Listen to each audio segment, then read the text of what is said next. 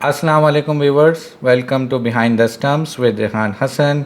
उम्मीद है आप सब लोग खैरियत से होंगे। आप सबका बहुत बहुत शुक्रिया हमारी पहली जो 2 वीडियोस थी उनको बेहद पसंद करने के लिए। ख़ास तौर पे हमारी जो हारिस रऊफ़ वाली वीडियो थी उसके अब तक सो फार 18,000 व्यूज़ आ चुके हैं और हमें बहुत सारे फ़ीडबैक्स और कमेंट्स मौसूल हुए हैं इस वीडियो पे। तो हमें बेहद खुशी है कि हमारी इन्फॉर्मेशन से आप लोग मुस्तफ़ीद हो रहे हैं। उम्मीद है इसी तरह आप लोग हमारे साथ जुड़े रहेंगे। आज की भी जो वीडियो है एक बड़ा ख़ास टॉपिक मैंने चुना है आप सब के लिए, जो कि बड़ा हमारे दिल के करीब भी है। ये सारे प्लेयर्स और ये सारे टॉपिक्स जो 90s से क्रिकेट से जुड़े हुए हैं हमारे, ख़ास तौर पे जो हमारा एक इरा गया है पूरा 92 वर्ल्ड कप के बाद से लेके वसीम वक़ार के रिटायरमेंट तक, तकरीबन 2003 तक का जो इरा था हमारा, वो एक गोल्डन पीरियड माना जाता है पाकिस्तान के क्रिकेट का। आज इस वीडियो में हम लोग एनालाइज़ करेंगे क्या वाकई ये हमारा एक गोल्डन पीरियड था या एक ये टॉक्सिक लेगेसी छोड़ के गया है ये इरा और ये प्लेयर्स। इसको मैंने एक डीपली एनालाइज़ किया है। काफ़ी सारे टूर्नामेंट के रिज़ल्ट्स आप लोग देखेंगे इसमें, कुछ प्लेयर्स की परफॉर्मेंसेस आप देखेंगे इसमें, कुछ कैप्टन्स की परफॉर्मेंसेस आप देखेंगे इस वीडियो में। उम्मीद है आप सबको ये वीडियो पसंद आएगी, एंड तक जुड़े रहेगा।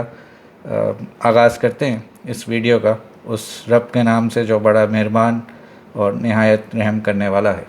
पहली चीज़ जो 90s के इरा में हमारी स्टार्ट हो गई थी, बल्कि आप कह लें कि जो प्री 90s का इरा था, जो कि इमरान खान का इरा था बेसिकली, जो 80s की एक फाउंडेशन 80s के इरा में उन्होंने रखी थी।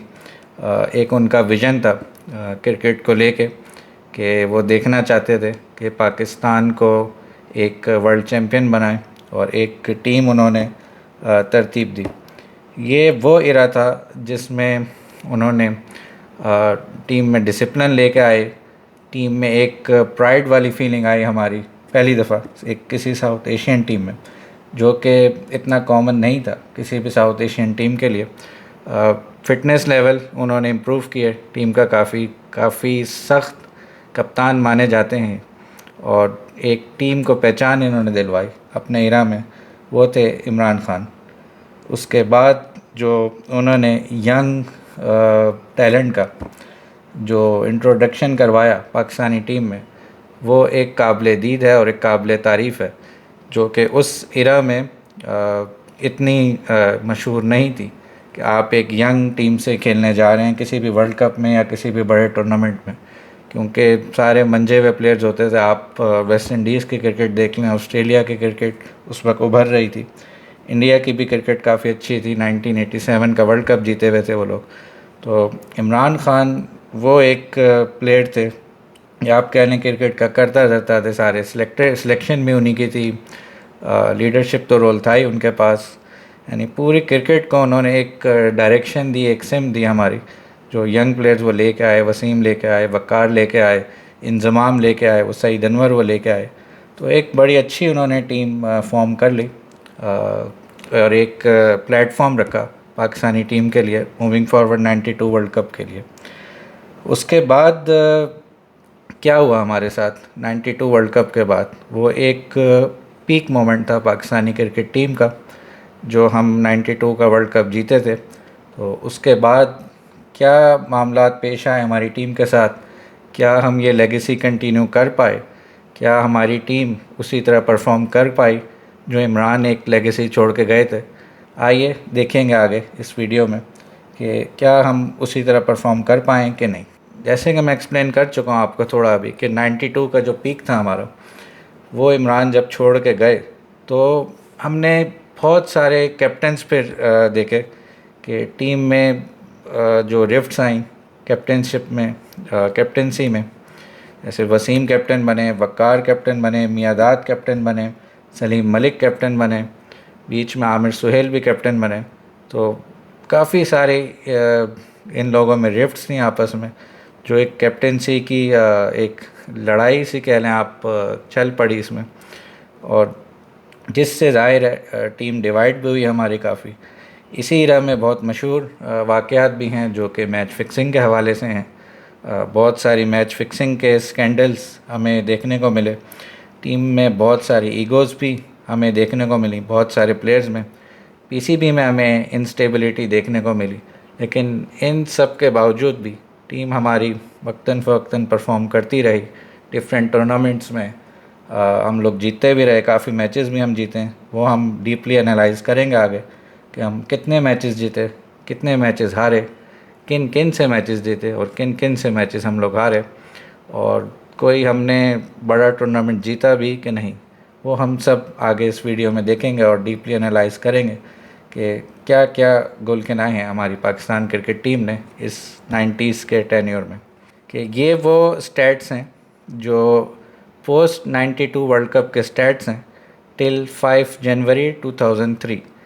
ये डेट मैंने क्यों सिलेक्ट किया 5 जनवरी 2003, क्योंकि इस डेट को हमारे जो 2 डब्ल्यूज़ थे, वसीम और वक़ार, इस डेट पे रिटायर हो गए थे। 5 जनवरी 2003 को वक़ार रिटायर हुए थे, उससे पहले वसीम अकरम भी रिटायर हो चुके थे। तो मैंने वो वाला इरा सिलेक्ट किया है जो कि जाना माना भी जाता है हमारा 2 डब्ल्यूज़ का 90s का इरा, कि पोस्ट 92 वर्ल्ड कप प्लस इन दोनों का एग्ज़िट जब हुआ तो मैंने सारे वो मैचेस फिर सेलेक्ट किए हैं, चाहे वो टेस्ट मैचेस हों चाहे वो वनडे के मैचेस हों।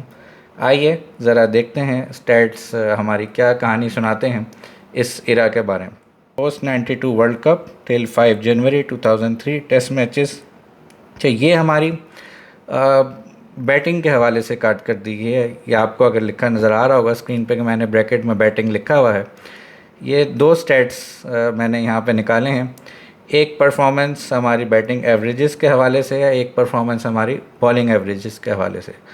तो मैंने इसको स्प्लिट अप किया है इन 2 स्टैट्स को, ताकि आप लोगों के लिए आसानी हो समझने के लिए। चलिए देखते हैं इस स्टैट्स को। पाकिस्तान ने इस इरा में 95 टेस्ट मैचेस खेले, जिसमें से 40 पाकिस्तान जीता, 31 पाकिस्तान हारा और 24 टेस्ट मैचेस हमने ड्रॉ किए इस इरा में पोस्ट 92 वर्ल्ड कप अंटिल 5 जनवरी 2003। विन लॉस रेशो हमारा 1.29 का रहा।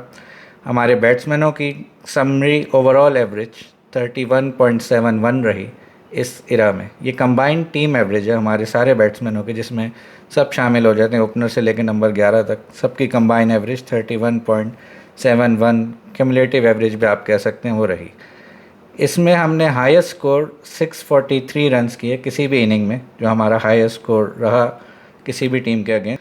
अच्छा जी, वर्सेस ऑस्ट्रेलिया हम लोग 15 में से सिर्फ 2 टेस्ट मैच जीते इस इरा में, जो कि बहुत मशहूर भी है और जो कहते भी हैं कि जी हमारे हीरोज़ की बहुत ज़बरदस्त परफॉर्मेंसेस थी इन 90s में और अर्ली 2000 के इरा में, जब टीम हमारी माशाल्लाह से लेजेंड से भरी पड़ी थी। आगे उसको मज़ीद भी डिस्कस करेंगे कि कितने लेजेंड्स थे और इन लेजेंड्स ने क्या क्या किया और क्या क्या गोल खिलाए इस टेन्योर में। तो जी हम सिर्फ 2 मैचेस जीते ऑस्ट्रेलिया से। हम 3 में से 3 मैचेस जीते बांग्लादेश से। ऑब्वियसली बांग्लादेश एक हल्की टीम है। इंग्लैंड से हम 13 में से सिर्फ 5 टेस्ट मैचेस जीते हम इंग्लैंड से। 3 हम हारे, 5 हमने ड्रॉ किए। इंडिया से हमारी बड़ी अच्छी कारकर्दगी रही है इस पूरे टेन्योर में।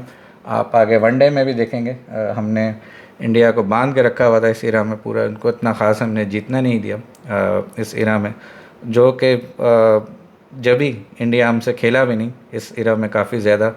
हम सीरीज़ तो बहुत ही कम खेलें आपस में, एक टेस्ट सीरीज़ खेलें और वनडे भी एक आध शायद हम सीरीज़ खेलें इस इरा में। लेकिन ज़्यादातर जो हमारा टाकरा इंडिया से रहा है इस टेन्योर में, वो 2 मैच सीरीज़ या 3 मैच टूर्नामेंट अगर कोई हो गया, कोई जो बायलैटरल सीरीज़ पहले कहलाती थी, वो बहुत सारी हमारी हुई हैं वनडे की भी। आगे आप देखेंगे वो वनडे के स्टैट्स में, वो हमने बहुत ज़्यादा खेले हैं इंडिया के साथ। अच्छा जी, इसी तरह आप न्यूजीलैंड के साथ हमारी परफॉर्मेंस देख लें, काफ़ी बेहतर है। 11 में से 7 मैच हम जीते हुए। साउथ अफ्रीका से हम लोग 9 में से सिर्फ 1 मैच जीते हैं, 5 हम हारे हैं और हमने 3 ड्रॉ किए, जो कि साउथ अफ्रीका एक काफ़ी बड़ी टीम कंसिडर होती है, ज़ाहिर सी बात है। और उस इरा में वो एक नई टीम डेवलप हो रही थी। एज अ 92 में कम बैक किया था गालिबन साउथ अफ्रीका ने क्रिकेट के अंदर, और उस वक्त वो एक टीम डेवलप हो रही थी। तो उनसे भी इस टेन्योर में हमने 9 में से सिर्फ 1 मैच जीते हैं। बाकी वेस्ट इंडीज़ जो काली आंधी मशहूर भी है काफ़ी, काली आंधी से हम लोग 11 में से 5 मैच जीते हैं, 3 हम हारे हैं और 3 हमने ड्रॉ की हैं वेस्ट इंडीज़ से। जिम्बाब्वे से हम 14 में से 8 जीते हैं, 2 हमने ड्रॉ किए हैं, 2 हम हारे हैं और 4 हमने ड्रॉ किए हैं जिम्बाब्वे से। तो आप यहाँ पे एवरेजेस हमारे बैट्समैनों की देख सकते हैं, जो साइड पे एवरेजेस थोड़ी सी लिस्ट हैं। इधर ऑस्ट्रेलिया के ख़िलाफ़ 22-27 का एवरेज है, बांग्लादेश के ख़िलाफ़ काबिल बेहतर है 71 है, इंग्लैंड के ख़िलाफ़ 37 है, इंडिया के ख़िलाफ़ 23 है, न्यूजीलैंड के ख़िलाफ़ 33 एंड सो ऑन। तो आप देख सकते हैं सारी 30s और मिड 30s में सारी एवरेजेस हैं हमारे बैट्समैनों की। तो यानी ये जो इरा हमारा एज आ बैट्समैनों का रहा है, ये बस एक नॉर्मल इरा रहा है बैट्समैनों के लिए, क्योंकि ज़ाहिर है पाकिस्तान हमेशा से एक बॉलिंग फेवरेट साइड कहलाती रही है और ये कहते रहे हैं कि जी हमारे पास फास्ट बॉलिंग पेस फैक्ट्री आती रही है और बहुत अच्छा इरा रहा है हमारा फास्ट बॉलिंग का इस 90s में। आगे हम एनालाइज करेंगे मज़ीद कि वाकई की बात सच है कि हमें फास्ट बॉलिंग फैक्ट्री मिलती रही है इस इरा में और हमारा फास्ट बॉलिंग टैलेंट आता रहा है। मज़ीद कुछ मैंने ब्रेक डाउन किया है, नैरो डाउन किया है मैंने इसी बैटिंग के हवाले से कि जो हमारे कैप्टन्स की कुछ परफॉर्मेंसेस हैं। आइए ज़रा आगे वो देख लेते हैं कि इन कैप्टन्स जो हमारे काफ़ी सारे रहे हैं, इनकी क्या परफॉर्मेंसेस रही। जैसे कि मैंने पहले भी एक्सप्लेन किया था आप लोगों को कि काफ़ी रिफ्ट्स रही हैं हमारी टीम में और कैप्टन्स की म्यूज़िकल चेयर हमारी चलती रही है पीसीबी में भी, कि कभी किसी को कैप्टन बना दिया इन्होंने, कभी किसी को बना दिया। आप देख सकते हैं आपकी स्क्रीन पे आपको नज़र आ रहा होगा कि हमारे यहाँ पे तकरीबन 8 कैप्टन्स बदले हैं इस टेन्योर में, सिर्फ 10 से 12 साल के अरसे में।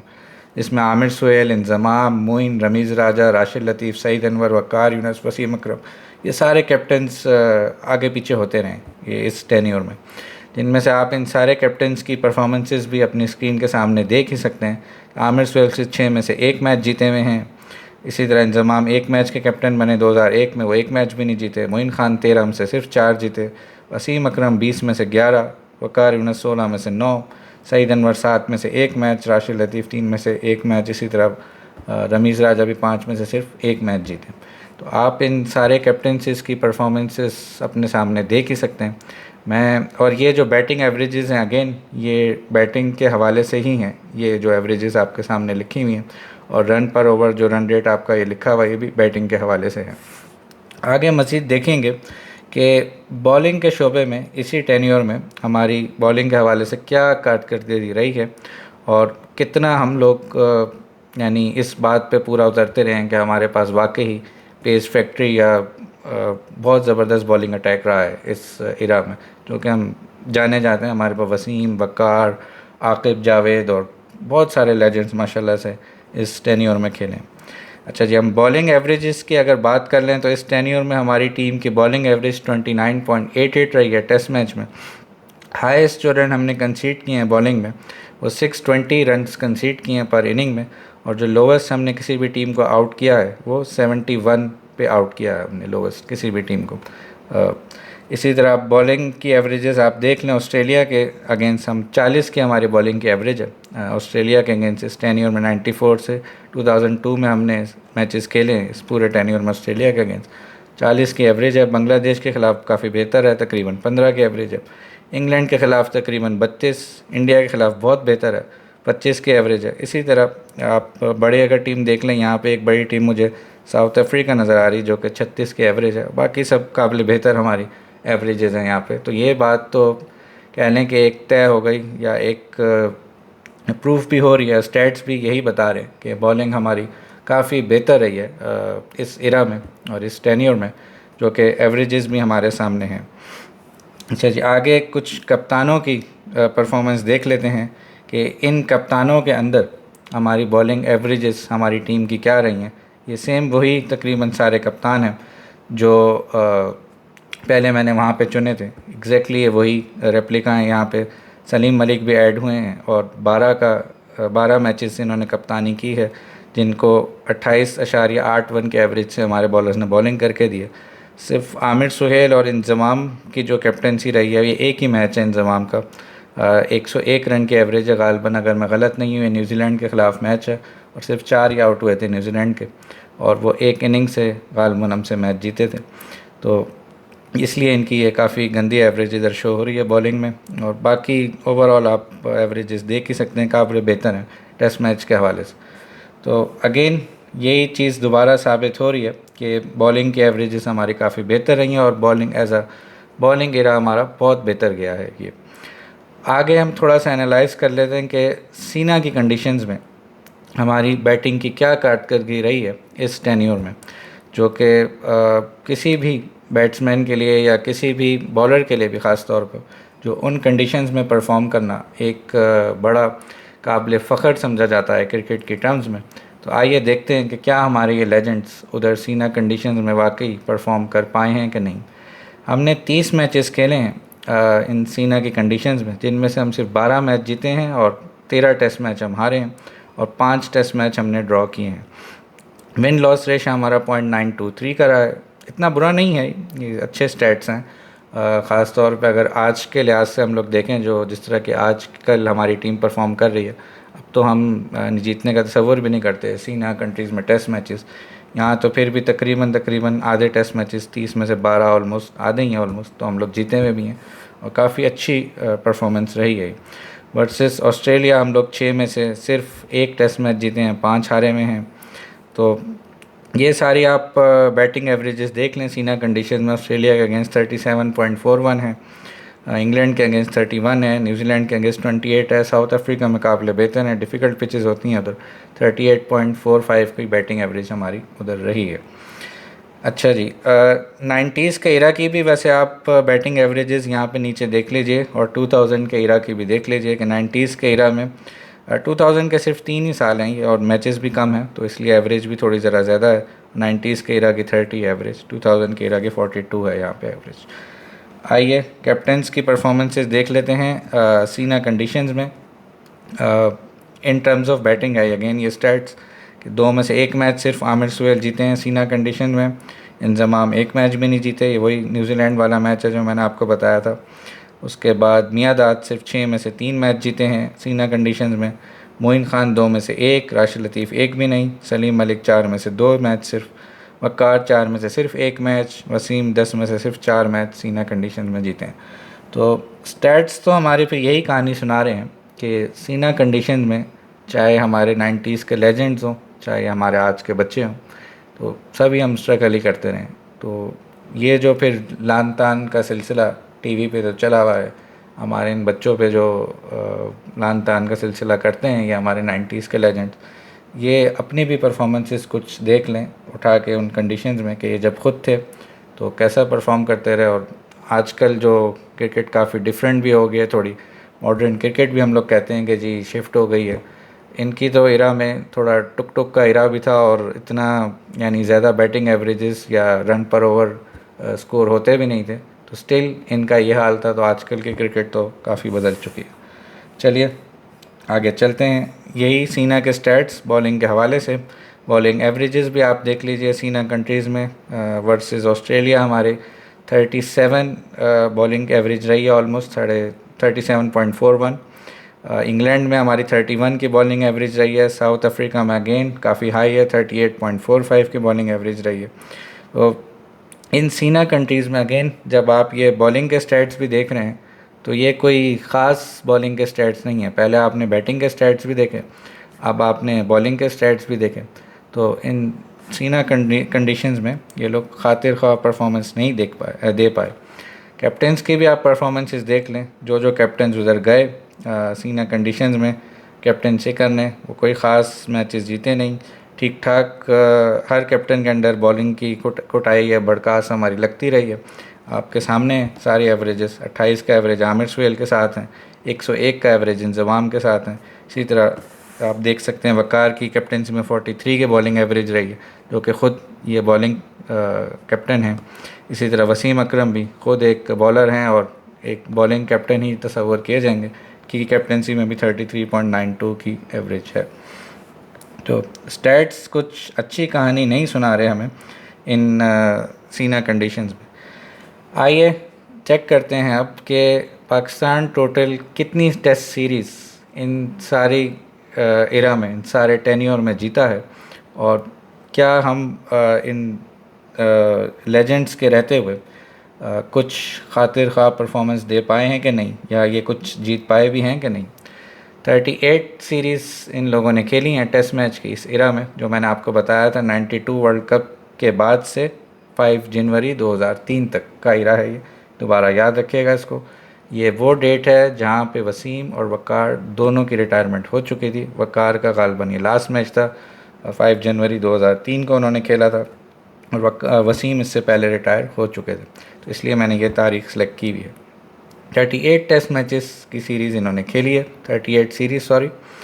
18 सीरीज़ ये लोग जीते हैं और 14 सीरीज़ ये लोग हारे हैं। 6 सीरीज़ इन्होंने ड्रॉ की हैं, जो कि एक बहुत अच्छा स्टैट है। यानी आजकल की अगर आप किसी भी हमारी टीम की परफॉर्मेंस देखें तो हम लोग इतनी ज़्यादा टेस्ट सीरीज़ आजकल नहीं जीत रहे, सिवाय अभी जो 1-2 साल से हमने घर पे ही अपने जीतना शुरू की हैं, थोड़ी स्पिन विकेट्स बना के। उससे पहले हम लोग थोड़ा हार ही रहते काफ़ी टेस्ट सीरीज़। तो ये काफ़ी अच्छे स्टैट्स हैं आजकल की रीसेंट परफॉर्मेंस के हिसाब से भी, और जो उस वक्त का दौर भी था। जैसे वेस्ट इंडीज़ काफ़ी स्ट्रॉन्ग टीम थी, ऑस्ट्रेलिया उभर रही थी नहीं, श्रीलंका वगैरह काफ़ी स्ट्रॉन्ग टीम थी। हम देखेंगे आगे स्टैट्स में देख के चलते हैं कि किस किस टीम के ख़िलाफ़ हम सीरीज़ जीते हैं और कितनी सीरीज़ हम जीते हैं। ऑस्ट्रेलिया के ख़िलाफ़ हमने 4 सीरीज़ खेली हैं, 1 सीरीज़ हम जीते हैं ऑस्ट्रेलिया के ख़िलाफ़, 3 सीरीज़ हम हारे हैं। इंग्लैंड के ख़िलाफ़ हमने 4 सीरीज़ खेली हैं, 2 सीरीज़ हम जीते हैं, 1 सीरीज़ हम हारे हैं, 1 हमने ड्रॉ की है। न्यूजीलैंड से हम कोई भी सीरीज़ नहीं जीते, हमने 6 सीरीज़ खेली हैं न्यूजीलैंड से, और 4 सीरीज़ हम उनसे आ रहे हैं, 2 सीरीज़ हमने ड्रॉ की हैं। इंडिया से हमने सिर्फ 1 ही सीरीज़ खेली है और 1 सीरीज़ वो ड्रॉ हुई है। पूरे 90s के टेन्योर में इंडिया ने हमसे खेला ही नहीं टेस्ट सीरीज़, जो कि ये सही गिला शिकवा करते हैं भी हमारे 90s के लेजेंड्स के। जब हम लोग पीक पे थे उस वक्त तो इंडिया ने हमसे खेला ही नहीं, जो कि अगर ये खेलते तो मज़ीद जो टोटल विन मैचेस का जो गैप है ये बहुत ज़्यादा तवील हो सकता था उस वक्त। ये हम आगे चल के देखेंगे भी कि स्टैट्स मज़ीद क्या कहानी सुनाते हैं इंडिया के अगेंस्ट। अच्छा जी, जिम्बाब्वे के अगेंस्ट हमने 6 में से 5 सीरीज़ जीती हैं, 1 हम सीरीज़ हारे हैं। 2 मैच की वो सीरीज़ थी जिम्बाब्वे के अगेंस्ट, 1 मैच वो जीत गए थे और 1 मैच हमने ड्रॉ करवा दिया। वेस्ट इंडीज़ के अगेंस्ट हमने 4 सीरीज़ खेली हैं और 2 सीरीज़ हम जीते हैं, 2 सीरीज़ वो जीते हैं। काफ़ी अच्छी टीम कंसिडर होती थी वेस्ट इंडीज़ उस इरा में, काली आंधी के नाम से मशहूर थी। वंस अगेन आपको याद दहानी कराता जाऊँ, एम्ब्रोज़, वॉश और बड़े ज़बरदस्त लारा और गेल और सारी ज़बरदस्त इनकी टीम थी, और काफ़ी अच्छी परफॉर्मेंसेस रही थी और बड़ा अच्छा रिकॉर्ड है वेस्ट इंडीज़ के अगेंस्ट। यहाँ पे एक चीज़ बड़ी इम्पोर्टेंट है, ये जो एशिया टेस्ट चैम्पियनशिप होती थी पहले, जिसमें इंडिया, पाकिस्तान, श्रीलंका, बांग्लादेश शामिल होती थी। उस वक्त 4 टीम्स, यूएई, अफ़गानिस्तान वगैरह नहीं थे। वो 2 टेस्ट चैम्पियनशिप हुई हैं एशिया की, जिनमें से एक पाकिस्तान जीता और एक हारा था। दूसरी जो जिसमें पाकिस्तान जीता था टेस्ट चैम्पियनशिप, उसमें इंडिया उस वक्त शामिल था। इंडिया, पाकिस्तान, श्रीलंका, बांग्लादेश उसमें पार्टिसिपेट कर रहे थे। जो दूसरी टेस्ट चैम्पियनशिप हुई थी उसमें इंडिया शामिल नहीं था, पाकिस्तान, श्रीलंका और बांग्लादेश पार्टिसिपेट कर रहे थे। वो पाकिस्तान हारा था और श्रीलंका उसमें चैम्पियन था। तो हम 2 में से 1 टेस्ट एशियन टेस्ट चैम्पियनशिप जीते हैं और 1 हम हारे हैं। आगे चल के देखते हैं कि जी बैटिंग हमारी क्या रिकॉर्ड्स, हमारे क्या स्टैट्स सामने दिखा रही है। ये हैं ओडीआई के हवाले से कि पोस्ट 92 वर्ल्ड कप टिल 4 मार्च 2003। ये डेट जो है 4 मार्च 2003, ये वर्ल्ड कप का एंड है 2003 के वर्ल्ड कप का, जो जिम्बाब्वे के ख़िलाफ़ हमारा मैच था। वही आखिरी मैच था हमारे काफ़ी सारे लेजेंड्स का, जैसे सईद अनवर हो गए, वक़ार और ये वसीम अकरम। तो ये मैंने डेट इसलिए सेलेक्ट की है कि यहाँ पे हमारा ऑफिशियली इन 90s के लेजेंड्स का एक कह लें आप सफ़र एंड हो गया था। उसके बाद इंज़माम वगैरह ये लोग थोड़ा आगे 2007 तक भी खेलते रहे, लेकिन यहाँ के आप कह लें कि यहाँ पे आके एक तरह का यानी ब्रेक डाउन हो गया था इस 90s की टीम का। तो मैंने इसलिए ये डेट सेलेक्ट किया है यहाँ पे। ओडीआईज़ के हवाले से देख लेते हैं। बैट्समैनों तो हमारा आपको वैसे पहले पता ही है कि टेस्ट मैच में भी कोई इतनी ख़ास बैटिंग एवरेज रही नहीं है उस दौर में। ओडीआईज़ में भी इसी तरह है हमारे साथ, 29.83 का क्यूमुलेटिव ओडीआई एवरेज हमारा रहा है बैट्समैनों का। चाहे वो ऑस्ट्रेलिया के ख़िलाफ़ भी आप देख लें, हमेशा से हम स्ट्रगल ही करते रहे हैं। सिर्फ 33 में से हम लोग 9 मैच जीते हैं ऑस्ट्रेलिया से ओडीआई में इस टेन्योर में, और सिर्फ 23 का हमारा बैटिंग एवरेज रहा है हमारे प्लेयर्स का ऑस्ट्रेलिया के ख़िलाफ़। बांग्लादेश के ख़िलाफ़ ऑब्वियसली छोटी टीम थी बहुत, 9 में से 8 मैच हम जीते हैं, एक हारे हैं। ये वर्ल्ड कप वाला मैच था 99 वर्ल्ड कप वाला, जो हमें अपसेट किया था बांग्लादेश ने। इनके ख़िलाफ़ काफ़ी अच्छी बैटिंग एवरेज भी रही है हमारी। इंडिया के ख़िलाफ़ आप देखें यहाँ पे 48 में से हम 28 मैच जीते हुए हैं और 18 मैच हारे हैं, और 32 का हमारा बैटिंग का एवरेज है। इसी तरह बाकी अगर बड़ी टीम कोई देख लें, साउथ अफ्रीका, 35 में से सिर्फ हम 11 मैच जीते हैं, 24 मैच हम हारे हैं, 24 का सिर्फ बैटिंग एवरेज है हमारा साउथ अफ्रीका के ख़िलाफ़। न्यूजीलैंड देख लें, काफ़ी हम लोग न्यूजीलैंड से जीते हुए हैं, 39 में से 27 मैचेस हम लोग जीते हैं, 11 सिर्फ हम हारे हैं, बैटिंग एवरेज 31 है। इधर भी बॉलर्स ने ज़्यादातर मैचेस जिताए हैं। वेस्ट इंडीज़ काली आंधी वंस अगेन, 41 में से 19 मैच हम जीते हुए हैं और 21 हारे हुए हैं। अच्छी टीम थी वेस्ट इंडीज़ काफ़ी इस टेन्योर की, अच्छी परफॉर्मेंस है इनके ख़िलाफ़ इस वक्त, यानी 50-50।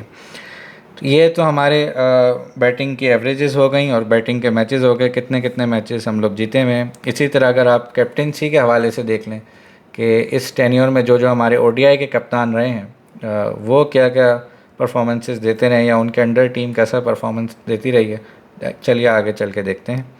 22 में से सिर्फ 9 मैच जीते हैं आमिर सुहेल, इंजमाम 2 में से 2 मैच जीते हुए हैं, बैटिंग एवरेज भी काफ़ी बेहतर है। ये पूरी टीम की बैटिंग एवरेज है वैसे by the way. Imran Khan एक ही मैच में कैप्टेंसी की हुई है, एक मैच हम जीते हुए हैं, ये गालबन वो वर्ल्ड कप वाला मैच सेलेक्ट हो गया जो वर्ल्ड कप फाइनल का था, तो इसको एक्सक्लूड कीजिएगा। जावेद मियादाद 14 में से 3 मैच सिर्फ जीते हुए हैं ओडीआई में और 10 मैच हारे हुए हैं। मोइन खान 34 में से सिर्फ 20 मैच जीते हुए हैं और 14 हारे हुए हैं। रमीज़ राजा इसी तरह 22 में से 7 जीते हैं सिर्फ। राशिद लतीफ़ 13 में से 6, सईद अनवर 11 में से 5।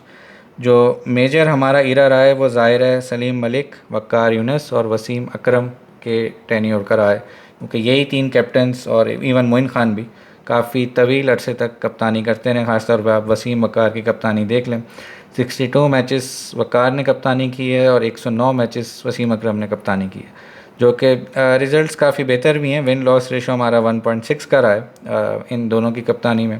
हम लोग बहुत ज़्यादा मैचेस जीते हैं वसीम की कप्तानी में, वक़ार की कप्तानी में भी, इसलिए आधे ज़्यादा मैचेस हम लोग जीते हैं। तो काफ़ी अच्छा रिकॉर्ड है इन दोनों की कैप्टनसी में ओडीआईज़ में।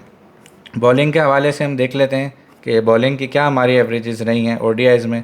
ऑस्ट्रेलिया के अगेंस्ट 35 तकरीबन, बांग्लादेश के अगेंस्ट 19, इंग्लैंड के ख़िलाफ़ 28, इंडिया के ख़िलाफ़ काबिल बेहतर है 26।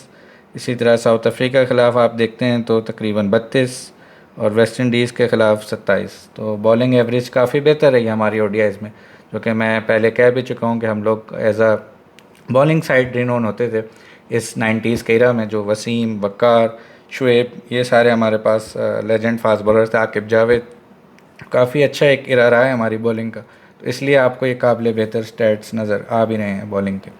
इसी तरह आप कप्तानी में देख लेते हैं बॉलिंग के एवरेज के हवाले से।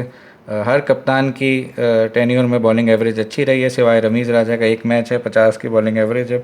उसके अलावा सब के आप इधर एवरेज देख सकते हैं, स्पेशली वसीम वक़ार ख़ुद के मैचेस में अच्छा। ये सीना के अगेंस्ट है जो बॉलिंग एवरेजेस हैं यहाँ पे, इसलिए ये कम मैचेस आपको काफ़ी नज़र आ रहे हैं, तो काफ़ी बेहतर यहाँ पे बॉलिंग एवरेजेस भी हैं।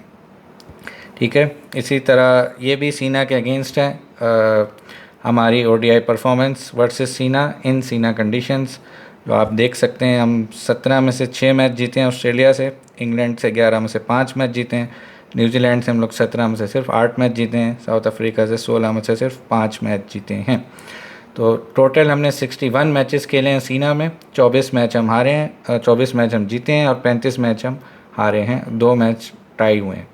तो ये इतनी कोई खातिर ख्वाह परफॉर्मेंस नहीं है सीना में। इवन इन ओडीआईज़ में भी, इसी तरह टेस्ट मैचेस में भी हमने देखा था, हमने सीना कंडीशंस में स्ट्रगल ही किया था। सेम केस हमारे ओडीआईज़ का भी है, हमने सीना कंडीशंस में जाके हमेशा से स्ट्रगल ही किया है, और हम लोग इवन डिस्पाइट के इन सारे लेजेंड्स के होते हुए भी हम लोग वहाँ पे इतना मज़ीद नहीं जीत पाए जैसे कि इस टीम से उम्मीदें थी। अच्छा जी, आगे चलते हैं कुछ ओडीआई के रिकॉर्ड्स की तरफ, कि जो हम लोग कितनी सीरीज़ ओडीआईज़ में हम जीते हैं, किस किस टीम के ख़िलाफ़ हम जीते हैं। थोड़ा ज़रा नज़र डाल लेते हैं, स्टैट्स क्या कहानी सुनाते हैं। ऑस्ट्रेलिया के ख़िलाफ़ हमने दो सीरीज़ खेली हैं, एक सीरीज़ हम जीते हैं, एक सीरीज़ हम हारे हैं। इंग्लैंड के ख़िलाफ़ हमने दो सीरीज़ खेली हैं, एक सीरीज़ हम जीते हैं, एक सीरीज़ हम हारे हैं। इसी तरह साउथ अफ्रीका के ख़िलाफ़ हमने सिर्फ एक सीरीज़ खेली है और एक ही वही सीरीज़ हम हार गए, जीते नहीं है कोई। न्यूजीलैंड के ख़िलाफ़ हमने 6 सीरीज़ खेली, 3 हारे, 2 ड्रॉ हुई, 2 जीते, 3 जीते, 2 हारे, 1 ड्रॉ हुई। इसी तरह इंडिया के ख़िलाफ़ हमने 4 सीरीज़ खेली, 3 हम जीते, 1 हारे और कोई ड्रॉ नहीं हुई। जो कि मैंने पहले एक्सप्लेन भी किया था कि इंडिया के ख़िलाफ़ हमारा बहुत ज़बरदस्त रिकॉर्ड रहा है इस 90s के इरा में। अच्छा, यहाँ पे मैं थोड़ा सा आपको एक्सप्लेन कर दूँ कि पहले जो 90s का दौर होता था, इसमें 3 नेशन टूर्नामेंट्स और 5 नेशन टूर्नामेंट्स, ये सारी बहुत सीरीज़ पहले होती थी। वो इसमें स्टैट्स इंक्लूड नहीं हैं, वो आगे आएंगे कि वर्ल्ड कप्स में और बाकी बड़े टूर्नामेंट्स में हम लोग क्या क्या परफॉर्मेंसेस देते रहे ओडीआईज़ में, वो अगली स्लाइड में आपको देखने को मिलेगा। वो मैंने इस स्लाइड में इंक्लूड नहीं किया। ये सिर्फ 1-on-1 सीरीज़ हैं सारी टीम से, जिसमें थर्ड टीम शामिल नहीं होती थी पहले। यहाँ पे अगर हम देख लेते हैं कि 2 टीम सीरीज़ जो मैंने पहले भी एक्सप्लेन की थी, हमने 110 मैचेस खेले हैं और 63 मैचेस हम जीते थे इस इरा में। बहुत अच्छा रिकॉर्ड है ये। 43 सिर्फ हमारे में। 3-4 टीम टूर्नामेंट्स में हम लोग 182 मैचेस खेले हुए हैं, 95 मैचेस हम जीते हैं, 82 मैच हारे हैं, ये भी अच्छा रिकॉर्ड है काफ़ी। 5+ टीम टूर्नामेंट्स में जैसे वर्ल्ड कप्स वगैरह हो गए या पहले बड़े टूर्नामेंट्स होते थे उस वक्त, जो 5+ टीम भी इन्वॉल्व होती थी, तो उसमें 31 मैचेस हमने खेले, 18 मैच हम जीते हैं, 12 मैच सिर्फ हमारे हैं। वर्ल्ड कप्स में 22 में से हम 12 मैच जीते हैं, 9 मैच हारे हैं। और वैसे हम बाय द वे एक भी वर्ल्ड कप नहीं जीते 92 से 2003 के दरमियान, इन सारे लेजेंड्स के होते हुए भी। 96 का वर्ल्ड कप चला गया, 99 का वर्ल्ड कप आप सबको याद ही होगा बहुत अच्छे से कि हम लोग फाइनल तक पहुँचे और वो बेस्ट मौका था हमारी टीम के लिए वर्ल्ड कप दूसरा जीतने का ओडीआई का, लेकिन वो हमने गंवा दिया था। हम गालबन 132-33 पे ऑल आउट हो गए थे ऑस्ट्रेलिया से। वो कैसे हुआ मैच, उसकी डिटेल में इस वीडियो में मज़ीद अभी नहीं जाएंगे, वो किसी दिन मैं एक उस पर डिटेल तफसील से वीडियो बनाऊंगा कि वो क्या क्या इवेंट्स थे जो मैच फिक्सिंग के हवाले से भी थे या जो भी परफॉर्मेंसेस थी हमारी बुरी। मैं ये नहीं कह रहा कि वो मैच फिक्स था वाले वर्ल्ड कप का, लेकिन क्या क्या इवेंट्स हुए उस टेन्योर में भी, इस सारे हवाले से एक तफसील से वीडियो बनाएंगे उस पर। चलिए, एशिया कप की परफॉर्मेंस भी आप देख लें। 10 में से हम 7 मैच एशिया कप के जीते हुए हैं, अच्छी परफॉर्मेंस है। चैम्पियंस ट्रॉफी में हम 5 में से सिर्फ 2 मैच जीते हुए हैं, 3 हम हारे हुए हैं। यहाँ पे एक शेयर्ड चैम्पियन ट्रॉफ़ी हमें मिली थी 2002 की, हमने श्रीलंका के साथ ये ट्रॉफ़ी शेयर की थी। इसके अलावा हम कोई चैम्पियंस ट्रॉफ़ी नहीं जीते इस टेन्योर में। अच्छा जी, टूर्नामेंट के सेमीफाइनल्स में भी 3 में से हम 2 जीते हुए हैं, 1 हारे हैं। इसी तरह क्वार्टर फाइनल में भी 1 जीते हैं, 2 हारे हैं। इसमें से एक 96 वाला क्वार्टर फाइनल भी शामिल है। अच्छा जी, प्रिलिमिनरी मैचेस ये वो होते हैं कि जो सारे मैचेस शामिल हैं इसमें, यानी जो कप्स के, वर्ल्ड कप्स के हैं, जो बड़े टूर्नामेंट्स के हैं, वो 171 हैं, उसमें से हम 94 जीते हैं। अच्छी परफॉर्मेंस है ये। तो ये तो सब आपने बड़े मेजर टूर्नामेंट में और बड़े इवेंट्स में परफॉर्मेंस देख ली, जो कि यानी काबिल बेहतर और बहुत अच्छी परफॉर्मेंस यहाँ पे ओडीआईज़ में हमें नज़र आ रही है, और जो कि जीता जागता सबूत भी है कि इनके रहते हुए और इन सारे लेजेंड्स के हमने ठीक ठाक अच्छी परफॉर्मेंसेस दी हैं इंडिविजुअल मैचेस में। ऑल्दो हम लोग कोई बड़ा मेजर इवेंट नहीं जीते, लेकिन इन स्टैट से तो यही पता लगता है कि हमने वक्तन फ़वक्तन हम यानी मैचेस काफ़ी अच्छे जीतते रहे हैं। ठीक है, आगे चलते हैं कि कुछ अनफॉर्चुनेट इवेंट्स भी हुए, जिनमें से एक का मेरा बहुत फेवरेट प्लेयर था सईद अनवर, जिसके साथ हुए ये इवेंट्स। और ये एक बैड लक कह लें या बहुत अनफॉर्चुनेट रहे वो, या इनकी टीम पॉलिटिक्स कह लें या मिस मैनेजमेंट कह लें, कि जिस वजह से मैंने सिर्फ एक प्लेयर के ये अभी स्टैट्स निकाले हैं। मैं मज़ीद प्लेयर्स के भी आगे वीडियोस में डिटेल से तफसीली बात करते रहेंगे इस पे कि हर इंडिविजुअल ने कितने कितने मैचेस मिस किए हैं इस टेन्योर में, इस चीना चपटी में और इस कैप्टनसी की दौर में, इस पॉलिटिक्स में, इस टेन्योर में जो कि होता रहा। आप अंदाज़ा लगाएं कि सईद अनवर जो हमारे माशाल्लाह से उस वक्त टॉप बैट्समैन थे, टॉप ओपनर थे, वन ऑफ द बेस्ट हमारे लेफ्ट हैंड बैट्समैन थे उस वक्त। और एक दौर ऐसा था जहां सईद अनवर तेंदुलकर से आगे थे सेंचुरीज़ में, ओडीआईज़ में। ग़ालिबन इनकी 20-21 ओडीआईज़ की सेंचुरीज़ थी, और वो उस वक्त उस दौर में तेंदुलकर से भी आगे थे टोटल नंबर ऑफ़ सेंचुरीज़ में, और इतने ज़बरदस्त माशाल्लाह से हमारे वो खिलाड़ी थे। इस खिलाड़ी के साथ जब ये सब हो सकता है तो बाकियों के साथ भी क्या कुछ नहीं हुआ होगा। हम ज़रा थोड़ी सी एक झलक देखते हैं कि इस बैट्समैन के साथ हुआ क्या और इसने कितने मैचेस मिस कर गए ये इस सारे टेन्योर में। टोटल 32 टेस्ट मैच ये मिस कर गए। पाकिस्तान ने इस पूरे टेन्योर में इनके डेब्यू से लेके इनके आखिरी मैच तक पाकिस्तान ने टोटल 87 टेस्ट मैच खेले। सईद अनवर सिर्फ़ और सिर्फ 55 टेस्ट मैच खेल पाए, 32 टेस्ट मैच ये मिस कर गए। ये जो इन्होंने टेस्ट मैचेस यहाँ पे मिस किए हैं, ये इनकी चलें इक्का दुक्का कोई होगा कि परफॉर्मेंस की वजह से मिस हो गया होगा, लेकिन ये जो इतने टेस्ट मैचेस का गैप है, इसका ज़िम्मेदार कौन है? हम किसको ज़िम्मेदार ठहराएं इन गैप्स का, और हमारे एक ऐसे लेजेंडरी प्लेयर का जो कि बहुत सारे रिकॉर्ड्स तोड़ सकता था पाकिस्तान के लिए और बहुत सारी परफॉर्मेंसेस से अपनी नवाज सकता था पाकिस्तान को मज़ीद। तो कौन ज़िम्मेदार है इसका? ये पीसीबी ही जवाब देगी। इसी तरह इनका आप टेस्ट एवरेज देख लें, 45.42 का टेस्ट एवरेज है इनका। उस वक्त के दौर का ये बहुत ज़बरदस्त टेस्ट एवरेज समझा जाता था, क्योंकि वो एक बॉलिंग फ्रेंडली इरा था, और उस दौर में अगर कोई बैट्समैन 45 प्लस का एवरेज रखता है टेस्ट मैच में तो बहुत ज़बरदस्त एवरेज कंसिडर किया जाता था। इसी तरह ओडीआईज़ में 147 ओडीआई मैचेस ये मिस कर गए अपने, जो कि खेले नहीं। इनके डेब्यू से लेके इनके आखिरी मैच तक पाकिस्तान ने 394 ओडीआई मैचेस खेले, जिसमें से 147 ओडीआई मैचेस में सईद अनवर शामिल नहीं थे। सईद अनवर ने 247 मैचेस खेले, 39.21 का इनका ओडीआई का एवरेज था। और मैं आपको पहले एक्सप्लेन भी कर चुका हूँ वीडियो में कि एक दौर में ये तेंदुलकर से इनका मुकाबला किया जाता था ओडीआई सेंचुरीज़ में। ये उनसे नेक टू नेक चल रहे थे और उनसे आगे भी थे एक वक्त में। तो उस जैसे खिलाड़ी के आपने 147 ओडीआई मैचेस मिस करवा दिए। चलें 10 मान लेते हैं, 20 मान लेते हैं कि जी परफॉर्मेंस की वजह से रह गए होंगे, 30 मान लेते हैं परफॉर्मेंस की वजह से रह गए होंगे। बाकी 100 मैचेस, 110 मैचेस का कौन ज़िम्मेदार है जो इनके मैचेस मिस हुए?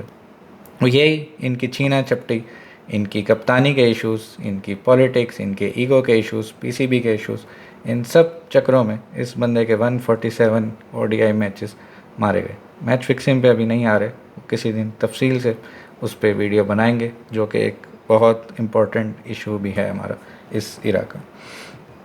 आगे चलते हैं, देखते हैं कि इस जो सारी परफॉर्मेंसेस हमने देखी, जो ये सारे स्टैट्स हमने देखे, क्या ये एक पॉजिटिव लेगेसी छोड़ के गए हैं हमारे लिए कि नहीं, या एक नेगेटिव लेगेसी हम लोग कैरी ऑन कर रहे हैं इस दौर की वजह से? क्योंकि जैसे मैंने थोड़ा सा भी एक प्लेयर का सिर्फ भी एक्सप्लेन किया है कि एक हमारे उस लेजेंड के इन्होंने तकरीबन 150 वनडे के मैचेस और तकरीबन 30 टेस्ट मैचेस इन्होंने मिस करवा दिए।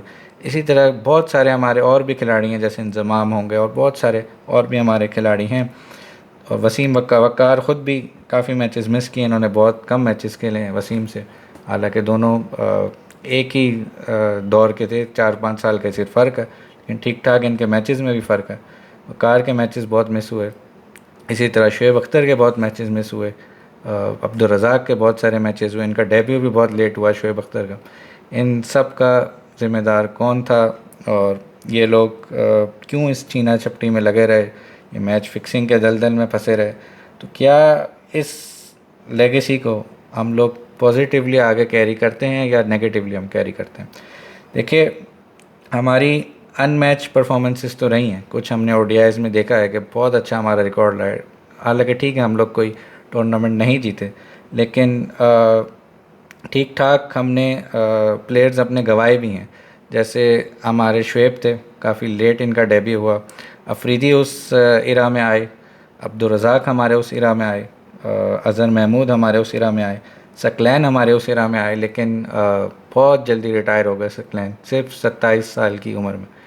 क्यों हुए सकलैन जैसे बॉलर सिर्फ 27 साल की उम्र में? एक पूरी तफसील से इनकी सेपरेट वीडियो एक इंशाल्लाह बनेगी कि सकलैन के कैरियर के साथ हमने क्या किया, क्योंकि एक वीडियो में और एक क्लिप में इसको ये जस्टिफाई नहीं होगा पूरा। तो मैं इंशाल्लाह इस पे एक सेपरेट पूरी वीडियो बनाऊंगा कि हमने इस लेजेंडरी बॉलर के साथ हमने क्या क्या कहानियाँ हमने की, और सिर्फ 27 साल की उम्र में ही क्यों रिटायर हो गए।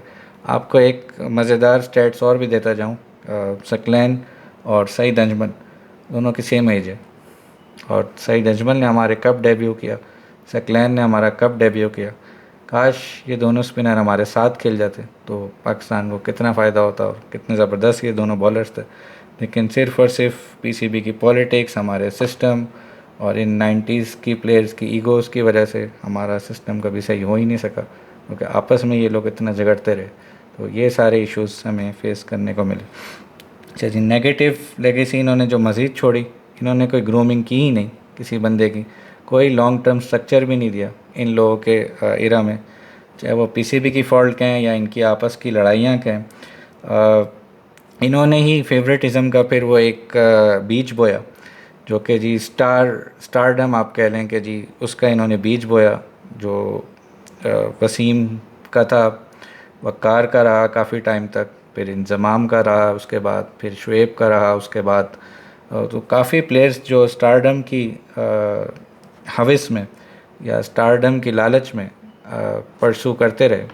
ये एक बहुत नेगेटिव लेगेसी हमारे लिए छोड़ के गए, और आज तक हम इस चीज़ को लेके भुगत रहे हैं कि लोग जो टीवी पे बैठ के और ये जो सारी लान तान कर रहे हैं हमारे प्लेयर्स पे और हमारी टीम पे, जिससे हमारा एक नेगेटिव इम्पैक्ट क्रिएट हो रहा है, जो कि बहुत ही डैमेजिंग है हमारे क्रिकेट के लिए।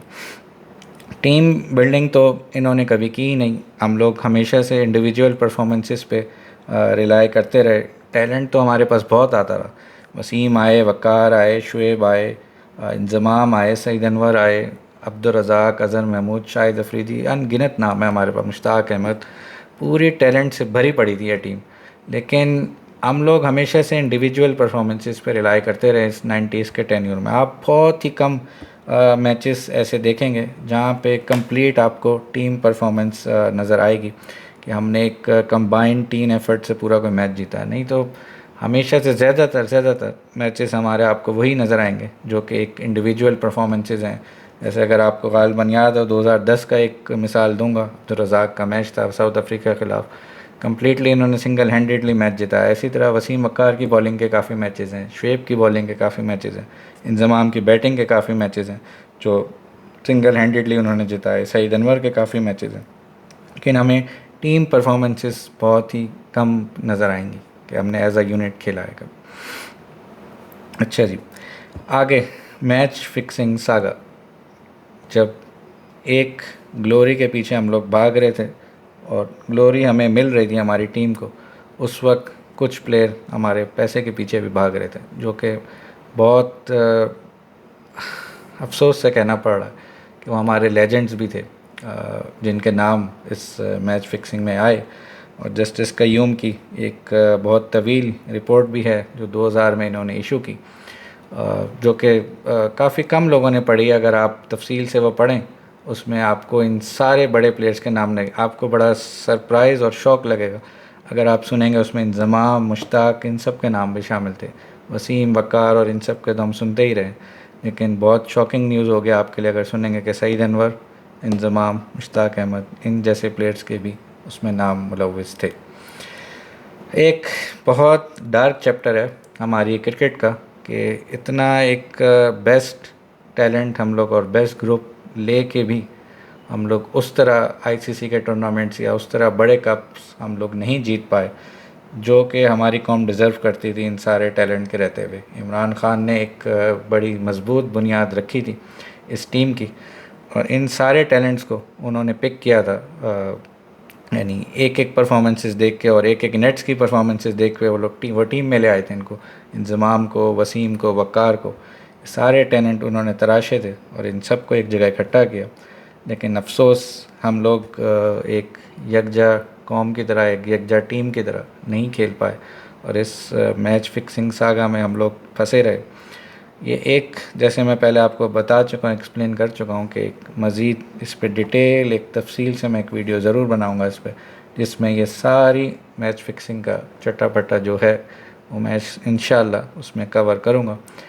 आज की इस एक वीडियो में इस सारे चैप्टर को कवर करना काफ़ी मुश्किल हो जाएगा हमारे लिए। आप जो हमारा टैलेंट ड्रेन हुआ इस मैच फिक्सिंग सागा से, वो एक बहुत अफसोसनाक है।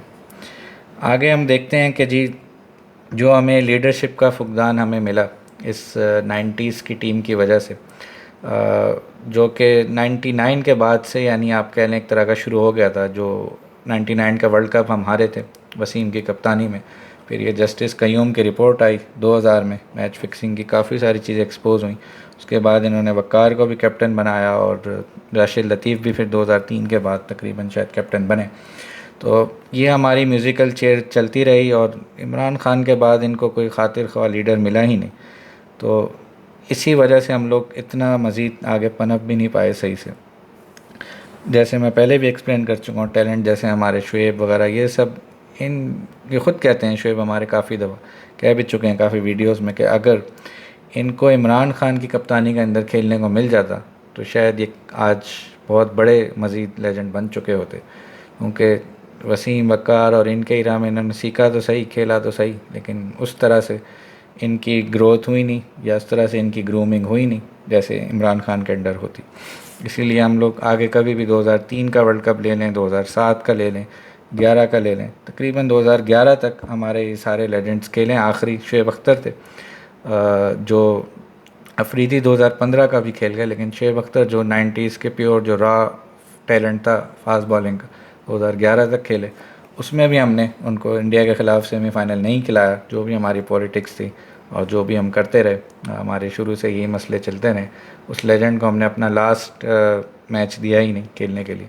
इसी तरह इन सब लेजेंड्स का, चाहे वो वसीम ले लें, वक़ार ले लें, कोई फेवरेट मैच नहीं मिला इन किसी को भी। क्यों? क्योंकि यही सारे आपस में लड़ाई झगड़े इनके यही रहे। दूसरी तरफ आप अगर इंडिया की मिसाल लें, उनके प्रॉपर, चाहे इंडिया की या किसी भी कंट्री की ले लें, प्रॉपर उनके सारे प्लेयर्स रिटायर होते हैं ज़ाहिर है, और प्रॉपर एक फेवरेट मैच मिलता है। इनमें से किसी एक लेजेंड को भी फेवरेट मैच मिला ही नहीं। मैंने एक सईद अनवर की थोड़ी सी आपको मिसाल दी थी कि कितने मैचेस वो मिस कर गए। तो जहाँ बंदों इन्होंने इस बंदे के इतने मैचेस मिस करा दिए, तो फेवरेट मैच का तो सवाल ही नहीं पैदा होता। लास्ट मैच उनका भी जिम्बाब्वे के अगेंस्ट था 2003 वर्ल्ड कप का, उसमें भी इन्होंने 40+ स्कोर किया था नॉट आउट, और उसके बाद से उनको कभी सिलेक्ट किया ही नहीं गया टीम में। तो ये तो हमारी कहानियाँ हैं 90s के प्लेयर्स की।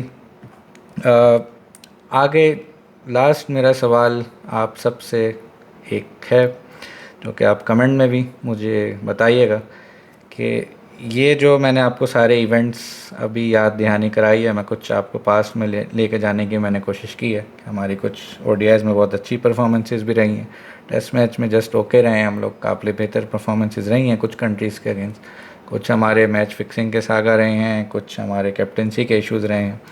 तो क्या ये लोग हमारे हीरोज़ कहलाने के काबिल हैं 90s के क्रिकेटर्स, या इन्होंने पाकिस्तान क्रिकेट को मज़ीद डिस्ट्रॉय किया है अपनी लेगेसी से? ये मैं क्यों कह रहा हूँ, अगर हमारा ये मैच फिक्सिंग का सागा वहाँ पे रुक जाता इन 90s के क्रिकेट में, तो हो सकता है हमें वो 2010 की वो जो इवेंट हुआ हमारा आमिर, आसिफ और सलमान बट का, शायद वो हमें देखने को नहीं मिलता, और हम शायद उन 3 टैलेंट से महरूम नहीं होते। और जो उस वक्त हमारी टीम परफॉर्म कर रही थी, हम इतनी डाउनफॉल का हमें सामना नहीं करने को मिलता।